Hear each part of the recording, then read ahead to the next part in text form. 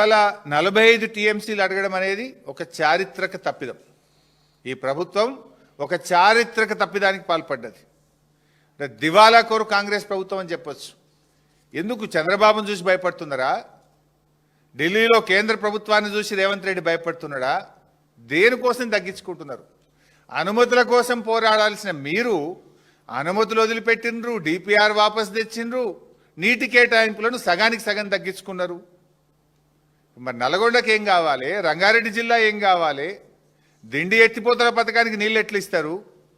నువ్వు అసలు తెలంగాణకు ముఖ్యమంత్రివా, ఆంధ్రాకు ముఖ్యమంత్రివా? ఎవరి ప్రయోజనాలు కాపాడే ప్రయత్నం చేస్తున్నావు? పాలమూరు బిడ్డ అని చెప్పుకుంటూ పాలమూరు గొంతుకు వస్తున్నావు కదా నువ్వు. మళ్ళా గదే ఏదో అంటారు చూడు, పాడిందే పాట పాసువన్ల దాసరా ఏదో అంటారు, గాడిద పాటనో ఏదో అట్లున్నది రేవంత్ రెడ్డి పాట. గదే మళ్ళీ 299 512 దాన్ని అసెంబ్లీలోనే మూతోడు జవాబు దియామై మూతి వలగొట్టేట ఆన్సర్ చెప్పిన అసెంబ్లీలో ఆధారాలతో సహా చెప్పిన. మళ్ళా గదే చిల్లర పాట పాడతాడు. ఆయన దగ్గర ఆన్సర్ లేదు. ఈయన ఇంతకు ప్రిపేర్ కాడు, ఆయన అంతకు ప్రిపేర్ కాడు. ఒక ఆయుధం పట్టుకుంటాడు, ఇక గదే చెప్తుంటాడు, ఊకదంపుడు కొట్టుడిగా. విషయం ఉండదు. లాస్ట్ టైం అసెంబ్లీలో చెప్పినాయి కదా, 299 512 మీద 1 డే ఫుల్ డిస్కషన్లో మీ నోరు ముయించిన నేను. అరే 1/2 డజన్ మంది మంత్రులు లేస్తే కూడా ఎవరికి వాళ్ళకి సమాధానం చెప్పినాం. మేము కేసీఆర్ ట్రైనింగ్లో పెరిగిన వాళ్ళం కదా. 299 512లో ఆనాడు అసలు ఈ 299 512 ఏడికెళ్ళి వచ్చిందండి? కాంగ్రెస్ ద్రోహం కదా. కాంగ్రెస్ పార్టీ ఆనాడు మరణ శాసనం రాసింది. ఇగో ఇది 2013లో కాంగ్రెస్ ప్రభుత్వము అసెంబ్లీలో పెట్టిన డాక్యుమెంట్. ఇది నాది కాదు, 2013 నాటి కాంగ్రెస్ ప్రభుత్వం. అందులో ఉత్తమ్ కుమార్ రెడ్డి, బట్టి గారు, శ్రీధర్ బాబు గారు వీళ్ళందరూ ఉన్నారల్లా. నాటి కాంగ్రెస్ ప్రభుత్వం అసెంబ్లీలో పెట్టిన డాక్యుమెంట్ ఇది. This is not my document. రాష్ట్ర ఏర్పాటుకు కొద్ది రోజుల ముందు తెలంగాణకు కృష్ణమ్మ నదిలో 299 టీఎంసీలు కేటాయించినము, ఆంధ్రాకు 512 టీఎంసీలు కేటాయించినమని కాంగ్రెస్ పార్టీ అసెంబ్లీలో పెట్టిన డాక్యుమెంట్ ఇది.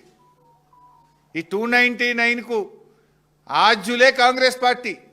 This is not my document, this is assembly document. అయినా బీఆర్ఎస్ పార్టీ ఊరుకోలే. మీరు కాంగ్రెస్ పార్టీ ఆనాడు నేను కేసీఆర్ గారు డీటెయిల్గా చెప్పారు, నేను వాళ్ళకి పోను. అప్పర్ కృష్ణ ఆ ప్రాజెక్టులన్నీ ఎట్లా తెలంగాణకు అన్యాయం చేసిందో కేసీఆర్ గారు వివరంగా చెప్పారు. అయితే కేసీఆర్ గారు ఈ తెలంగాణ కాంగ్రెస్ అన్యాయం చేసింది, రాష్ట్రం ఏర్పడ్డ తర్వాత దీన్ని ఎట్లా చెయ్యాలని చెప్పి రాష్ట్రం ఏర్పడ్డ 42 రోజుల్లో within 42 days, that is the commitment of KCR. June 2న ఆయన ప్రమాణ స్వీకారం చేసిండ్రు. కొత్త రాష్ట్రము అధికారులు తేలలేదు, ఆఫీస్ తేలలేదు, ఎవరు కూర్చోవాలనో తెలియదు. బట్ ఆయన కమిట్మెంట్, ఆయన డెడికేషన్.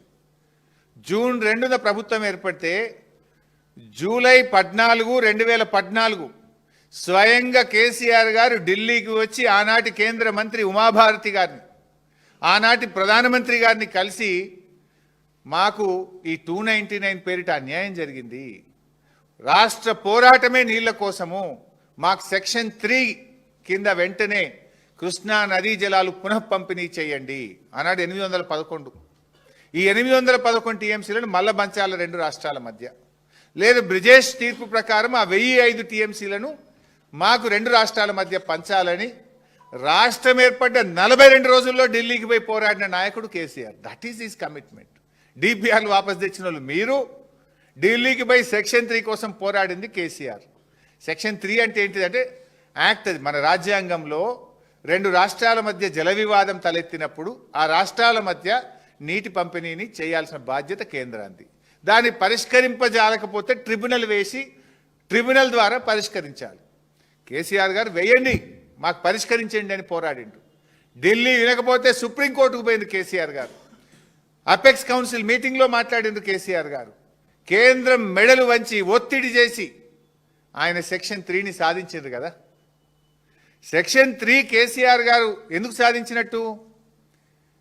ఆనాటి కాంగ్రెస్ ప్రభుత్వం తెలంగాణకు అన్యాయం చేసింది గనుకనే కృష్ణానదిలో నిజమైన వాటా సాధించడం కోసమే కదా సెక్షన్ 3ని కేసీఆర్ సాధించింది.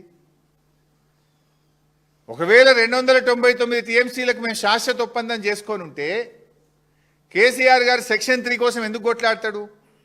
అపెక్స్ కౌన్సిల్కు ఎందుకు పోరాడతాడు? సుప్రీంకోర్టు మెట్లు ఎందుకు దొక్కుతాడు? వందల సంఖ్యలో ఉత్తరాలు ఎందుకు రాస్తారు? అంటే కాంగ్రెస్ ఉమ్మడి రాష్ట్రంలో అన్యాయం చేసింది కనుక మన వాటా తేలాలని చెప్పి ఆయన సెక్షన్ 3 పోరాడి సాధించిండు కేసీఆర్. ద్రోహులు మీరు, దొంగే దొంగ దొంగ అన్నట్టు మీరు మాట్లాడుతున్నారు. కేసీఆర్ సంతకం పెట్టిండు, ఆడబెట్టిండు చూపి నాకు. రేవంత్ రెడ్డి ఇప్పటికి 100 సార్లు చెప్పిన కేసీఆర్ సంతకం పెట్టిండని. చూపియవే 299కి ఎడబెట్టిండో కేసీఆర్. ఎందుకు చిల్లర మాటలు మాట్లాడుతావు? ఆ కుర్చీ గౌరవాన్ని ఎందుకు తగ్గిస్తావు? ఆనాడు అడహక్ ఒప్పందం, ఎందుకంటే అప్పటికి ఉమ్మడి ఆంధ్రప్రదేశ్ అసెంబ్లీలోనే 299, 512కే ప్రాజెక్టులకు నిర్మించింది కనుక తాత్కాలికంగా దీన్ని వాడుకోండి, ట్రిబ్యునల్ పంచిన తర్వాత ఎవరి లెక్క వాళ్ళకే. ఈ యొక్క 299 అనేది ఏ రకంగా రాబోయే ట్రిబ్యునల్ కోర్టు తీర్పులకు కానీ పంపకాలకు కానీ అడ్డంకి కాబోదు అని స్పష్టంగా ఒక తాత్కాలికమైన ఒప్పందం అధికారుల మధ్య జరిగింది. సేమ్ థింగ్ నువ్వు గవర్నమెంట్ వచ్చినాక నీ రాహుల్ బొజ్జా 2025 కాంగ్రెస్ గవర్నమెంట్ వచ్చినాక కూడా ఇవి అదే 299, 512కు మీరు ఒప్పందం చేసుకొని సంతకాలు పెట్టి, దీని మీద నేను కూడా అనొచ్చు రేవంత్ రెడ్డి సంతకం పెట్టిండ, నీళ్ళకి అబద్ధం ఆడరాదైంది నాకు. రేవంత్ రెడ్డి సంతకం పెట్టి 299 ఒప్పుకున్నాడని నేను అనలేనా? మాకు కొంచెం విలువలు ఉన్నాయి, పద్ధతులు ఉన్నాయి. నీలాగా స్థాయి దిగిపోయి చిల్లర మాట్లాడడం మేము. మరి నీ గవర్నమెంట్ వచ్చినాక కూడా మీ రాహుల్ బొజ్జాపై 299 సంతకం పెట్టి వచ్చింది కదా. దీంట్లో కూడా ఏం రాసిండ్రు? ఎలాంటి భవిష్యత్తులో అప్పుడు మొదటి నుంచి సేమ్ రిప్యుటేషన్ ఉంటుంది. అది ఈ 299 అనేది తాత్కాలిక, ఈ సంవత్సరానికే, భవిష్యత్తుకు ఉండదు, ట్రిబ్యునల్ అవార్డు మీద ఎలాంటి ప్రభావం ఉండబోదు. Same thing. మరి ఇంట్లోనే ఇదే రాహుల్ బొజ్జా ఇంకో ఉత్తరం రాసిండు ఏమని? ట్రిబ్యునల్ అవార్డు వచ్చేదాకా 50-50 చేసుకుందాం. ఏది నీ కాంగ్రెస్ ప్రభుత్వం రేవంత్ రెడ్డి రాసిండు ఏమని? 299 మాకు చాలది, 50-50 అన్న ఈయన ఇప్పుడు ట్రిబ్యునల్ అవార్డు వచ్చినాక ఫైనల్ చేసుకుందాము అన్నారు. ఆ 50-50 కోసం ఇక మేము 28 ఉత్తరాలు రాసినాం. నువ్వేం కొత్తగా రాయలే. మేము కూడా 299 చాలదు అని ఇక డేట్లతో సహా ఉన్న 28 ఉత్తరాలు, ఏ డేట్ రాసినాము, ఎప్పుడు రాసినాము, 28 ఉత్తరాలు బీఆర్ఎస్ ప్రభుత్వం కూడా రాసింది. నువ్వు కొత్తగా రాసింది ఏమున్నది? నువ్వు కొత్తగా చేసింది ఏమున్నది? మేము కదా ట్రిబ్యునల్ సాధించింది, మేము కదా నీటి హక్కులను సాధించింది. అంటే నోరు తెరిస్తే పచ్చి అబద్ధాలు. ముఖ్యమంత్రి అంతే, నీళ్ళ మంత్రి కూడా అదే ఏందో తొక్కి ఈయన కూడా తొక్కినట్టు అంటారు చూడు, అలా అదేదో అయిపోయినట్టుంది.